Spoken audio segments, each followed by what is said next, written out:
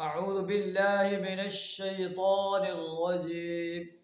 بسم الله الرحمن الرحيم.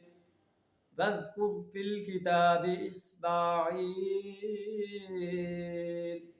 إنه كان صادق الوعد وكان رسولا نبيا. صدق اللہ العظیم. سورہ مریم آیت نمبر 54 آپ کے سامنے تلاوت کی ہے، جس کا ترجمہ کچھ اس طرح ہے: اے نبی صلی اللہ علیہ وسلم، اس کتاب میں اسماعیل علیہ السلام کا ذکر کرو۔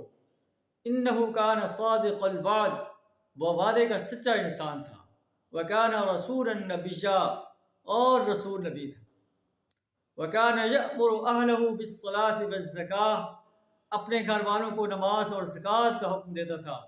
وکان عند ربہ مرضیا، اور اپنے رب کے نزدیک ایک پسندیدہ انسان تھا۔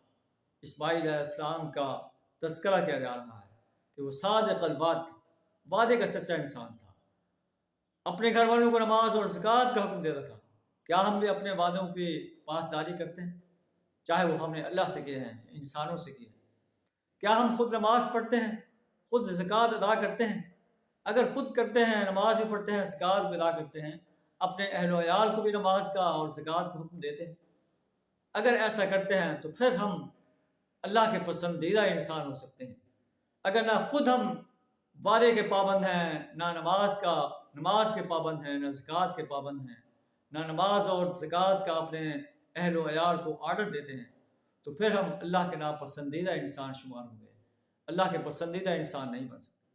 اللہ سے دعا ہمیں اپنے وعدوں کا پاس کرنے، نماز باجماعت خود ادا کرنے، اور زکوٰۃ کے اگر ہم صاحب نصاب ہیں زکوٰۃ ادا کرنے، اور اپنے اہل و عیال کو بھی ان چیزوں کا حکم دینے کی توفیق عطا فرمائے، اور اپنی رحمت سے ہمیں اپنا پسندیدہ انسان بننے کی توفیق عطا فرمائے۔ وآخر دعوانا الحمد للہ رب العالمین۔